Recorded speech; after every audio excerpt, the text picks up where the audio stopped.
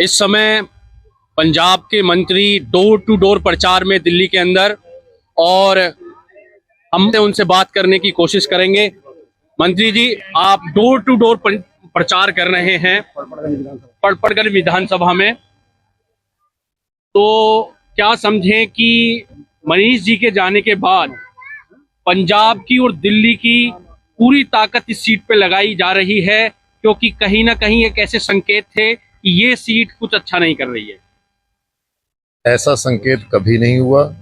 ये सीट अच्छा ही कर रही है। मनीष सिसोदिया जी, ये समझो पूरी दिल्ली में चुनाव लड़ रहे हैं, क्यों वो ऐसे नेता हैं जो डिप्टी मुख्यमंत्री रहे, और पहला प्रदेश है दिल्ली जहां पे मुख्यमंत्री के पास कोई डिपार्टमेंट नहीं था।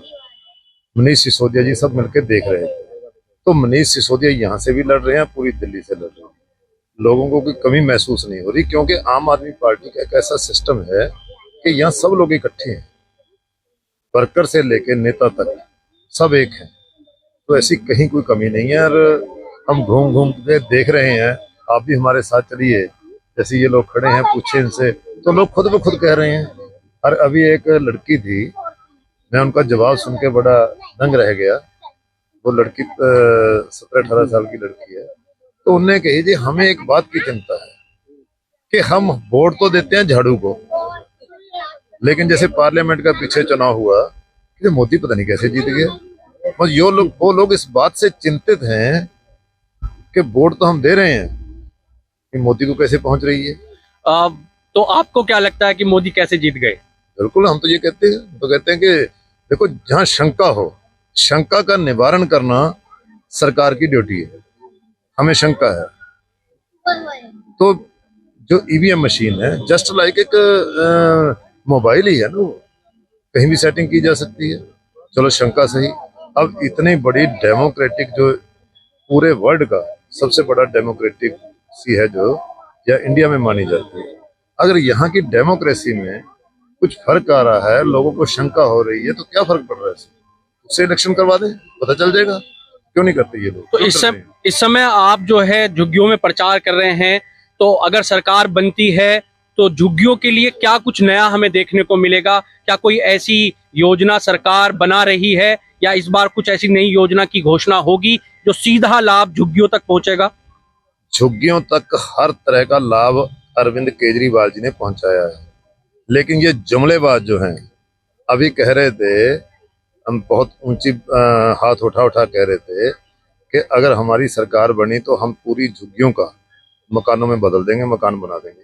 तो अरविंद केजरीवाल जी ने बड़ा स्ट्रिक्ट जवाब दिया है कि आप वायदा करो, आप बनाओ उनके, हम चुनाव से पीछे हट जाएंगे। तो इससे बड़ा चैलेंज क्या हो सकता है? ये झुग्गियों को सब ड्रामेबाजी करने के लिए आए हैं, हम झुग्गियों को कुछ देने आए हैं। और जो किया है पहले, लोग याद कर रहे हैं, लोग खुद ब खुद कह रहे हैं। अब 2100 रुपए की बात लोग खुद ब खुद कह रहे थे पीछे, हमें यकीन। जी, हमने भी देखा कि आप खुद पूछ रहे हैं कि क्या 2100 वाला फॉर्म भरा, तो और इस 2100 वाले फॉर्म पे काफी राजनीति हो रही है दिल्ली के अंदर। तो इस योजना का क्या मतलब है, और क्या इसका लाभ इन झुग्गी वालों को भी मिलेगा? मैंने सिर्फ उनसे ये पूछा था कि 2100 रुपए का फॉर्म आपने भरा है, तो आपको विश्वास है कुछ? तो उन्होंने कहा, जी हमें 100% ये यकीन है कि जो अरविंद केजरीवाल जी ने कहा है वो हर सूरत में होगा। हम तो उनके दिल की बात पूछना चाहते थे, तो खुद बता रहे हैं वो लोग। तो मतलब अरविंद केजरीवाल जी की बात पे लोग विश्वास करते हैं, तो जो कुछ कहा जा रहा है वो करेंगे। अब 2100 रुपए की बात की है, वो हर झुग्गी वाले की, हर एक को मिलेगी। जो स्कीम दी गई है, और संजीवनी जो गारंटी दी गई है कि कहीं प्राइवेट हॉस्पिटल में भी कोई चला जाता है 60 साल से ऊपर उम्र का, तो सारा इलाज उनका फ्री होगा। तो ये लोग यकीन कर रहे हैं। अपने लोगों से यही पूछा था। अच्छा, एक आखिरी सवाल मैं यहाँ पे लूंगा, फिर आपके साथ आगे भी दूसरी जगह प्रचार के लिए चलेंगे। आप इस समय अवध ओझा जी के लिए प्रचार कर रहे हैं, और उन्हें शिक्षा के क्षेत्र में काफी बड़ा नाम जाना जाता है, और ये मनीष सिसोदिया की पिछली सीट है जो शिक्षा मंत्री रहे। तो अगर अवध ओझा जी जीतते हैं, क्या दिल्ली सरकार में उन्हें हम शिक्षा मंत्री के रूप में देखेंगे?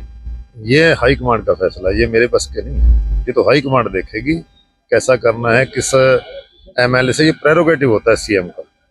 किस एमएलए से कैसा काम लेना है, ये उनका प्रेरोगेटिव है, वो ही देखेंगे। लेकिन हमारे ये निश्चित है कि हमारे हर एमएलए मंत्री है, हर मंत्री मुख्यमंत्री है, क्योंकि हर एक की सुनी जाती है।